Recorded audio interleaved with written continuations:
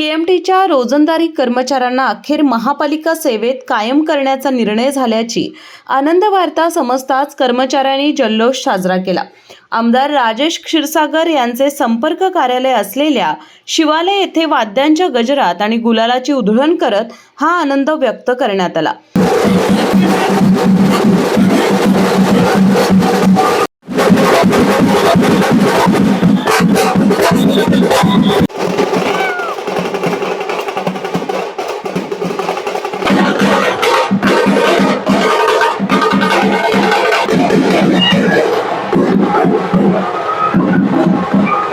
केएमटीच्या रोजंदारी कर्मचाऱ्यांना सेवेत कायम करण्यासाठी सातत्याने आणि यशस्वी पाठपुरावा केल्याबद्दल केएमटी कर्मचाऱ्यांच्या वतीनं राज्य नियोजन मंडळाचे कार्यकारी अध्यक्ष आमदार राजेश क्षीरसागर यांचा जाहीर सत्कार करण्यात आला।